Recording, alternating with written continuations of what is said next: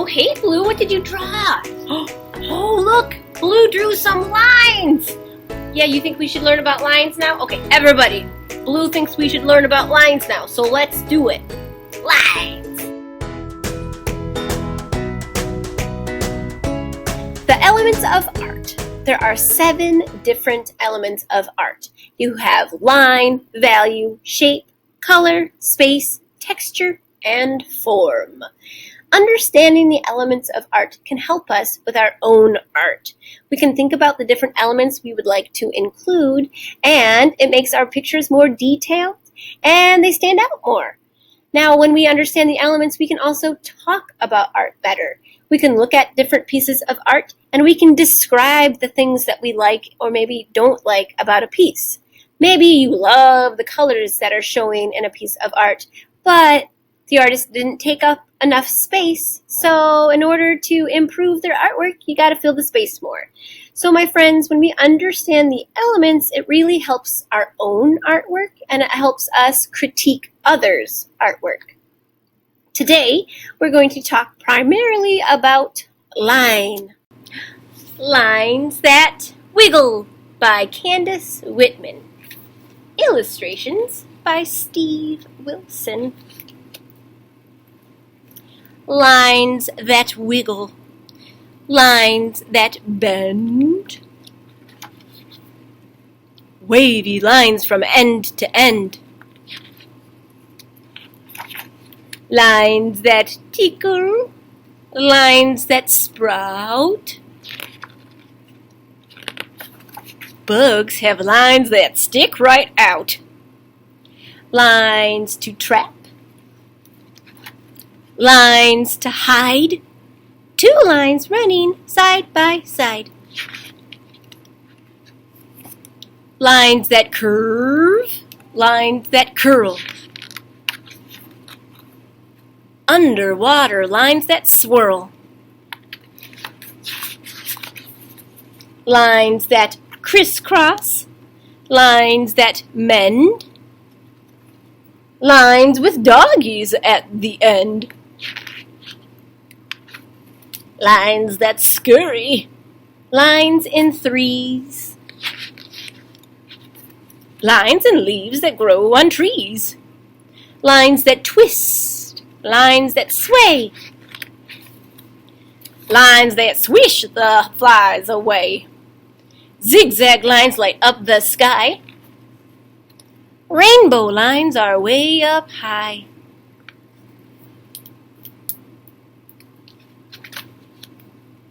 Lines are everywhere you look, so find some lines not in this book. The end. What's a line? A line is a path created by a moving point through space. So basically, you take your writing utensil, you put it down, and you move it. And hot dog, you done did created a line.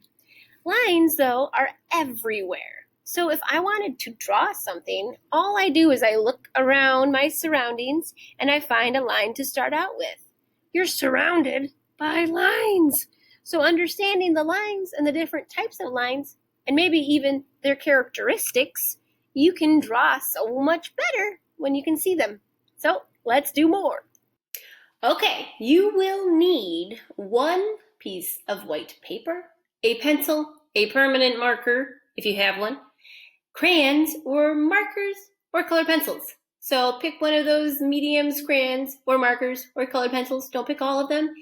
And let's see, while you are getting those, I should probably play some music and dance awkwardly until you are ready to start. Right? Sounds good? Okay, here we go. Get your stuff.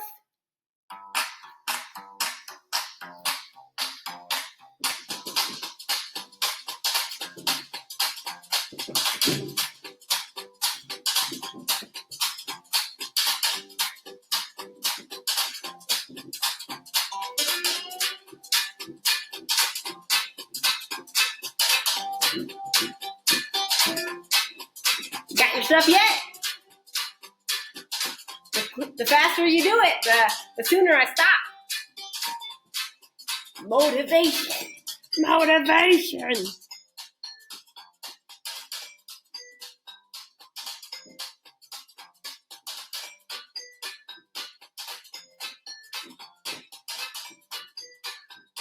All right, guys. At this point, if you don't have your things, you can pause the video until you do. Okay? Okay. See ya. Okay, so we are going to start off with a pencil. I have a permanent marker all ready to go. You're probably going to want an eraser. Mine is sad right now, so I'll get one momentarily.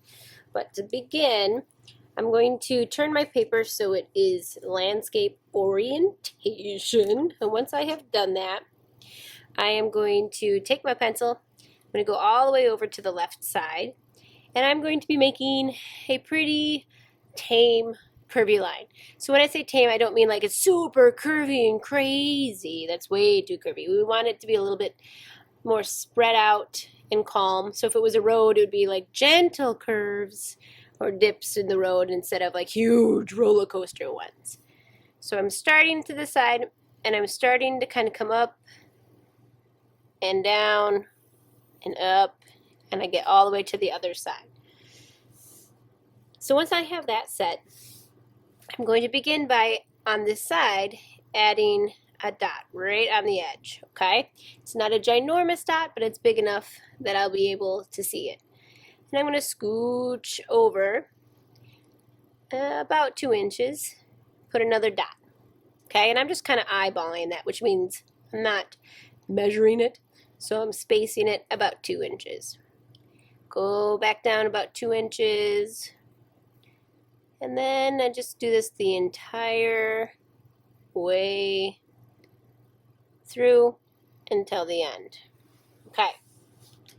So this next step I'm going to be doing in marker, but I recommend you trying it out in pencil just in case you have a hard time. If you feel confident though, you can just jump right in with marker, but maybe just watch for a second so you can get the flow of it.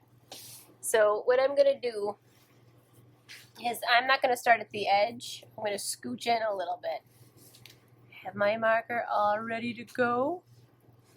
From this section, I take my marker, and basically what I'm going to do is I'm going to create a hill, okay? So it's going to go from this dot, hill, to this dot, okay? So once I have that set, the next set is going to go under, okay? So as soon as this line ends, it's going to come underneath. I gotta see where I'm going here. I'm gonna turn my paper, because sometimes when I'm drawing, if my arm is covering where I'm aiming for, it gets really challenging to figure it out. So I'm gonna turn it so I can see. So I went above this side, now I'm gonna go the opposite side, from dot to dot. Then I'm going to go above and below. Okay. Now I didn't do the edge over there, so I'll come back and do that in a second, but I'm just going to do this edge so it's above now. Above. And I'm going to go to the other side. This would be a below. So it's basically a pattern. Okay. Now this is where it gets a little bit complicated. I'm going to go where I started, and I'm going to still go from dot to dot, but this one is going to come above the first hill, okay? So, make sure I'm centering this a little bit. Okay, so I'm going to go from this dot, it's going to come up, and it's going to come all the way down, okay? So now I have 2 hills on this one. Instead of jumping to the next and continuing, I'm going to do this again and again until I go all the way to the top of my paper. And these might keep getting wider and wider. I don't want them to go so wide though that it's taking up the paper. So just watch and see how I do this, okay? So I start from the dot. And what eventually starts to happen is when I start from my dot, I start to kind of overlap the lines I already have. So here we go. Oh, I went wide. go. Start again. It's going to draw up this one, and then it's going to split and go higher. Draw up the last one, up, up, up, up, up, up, up, up, up, up, and coming down. So I'm not taking this line and going in. They're just kind of joining and getting thicker and thicker, aren't they? Okay. So if you're doing this with pencil, I would, once you get the feeling of it, stop and jump to your permanent marker, if you have one, because you're going to have to go over all those lines anyways, okay? So if you're going to go over all of them anyways, you might as well. Oh, you see how this one hit the edge? Well, it keeps going, and then it's going to come back over here. Okay? And I'm not done with this row yet, because you would still see the next one continue. Next one, it's going to come up, run out. Come down. Okay? And I'm going to still have another one. Bloop. Try not to draw on the table, but yeah, it happens. I see the last one over here. Okay, so I have done one row. Cool. Okay, and sometimes when I'm done with a row, I like to go back over it. And I like to smooth it. Smooth my lines. And okay, so now instead of going to the under one, I just go to the next above, and it's the same thing over again. All right, so you're gonna actually see me speed up the video now until I get at least to the other side. Okay, okay, speeding up, go.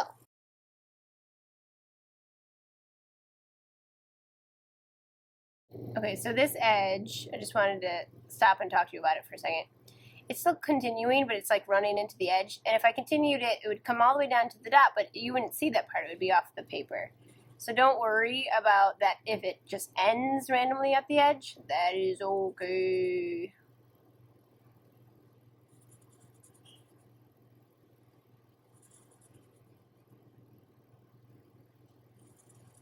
And if yours just keep getting wider and wider, that's fine as well.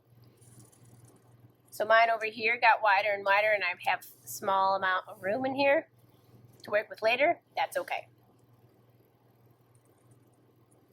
Okay. Now what I'm going to do is I'm going to flip, rotate it, and I'm going to start on the opposite end. So I like to start in the middle so I have more room. Make sure this is centered. Okay, here we go. So same thing, different side. Speeding up the video.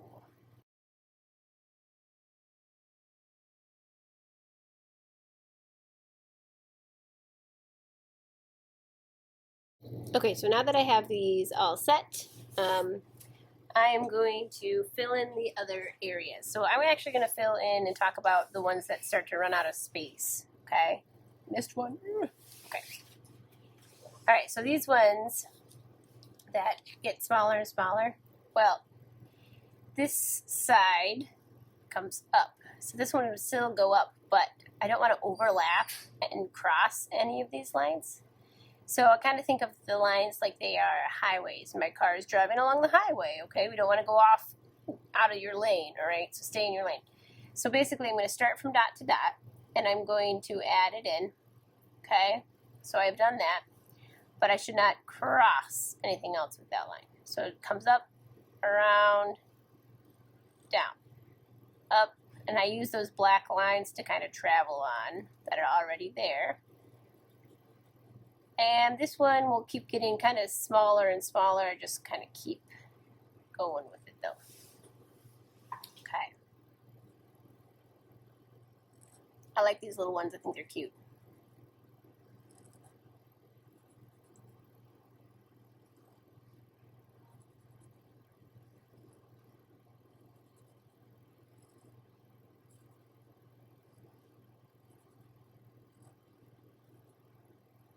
So you can see as they get tinier and tinier,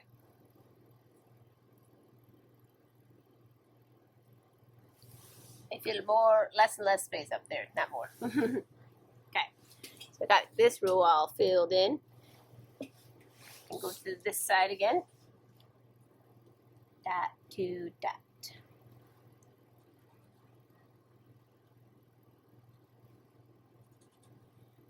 Okay, I'm going to fast forward, fill all these in.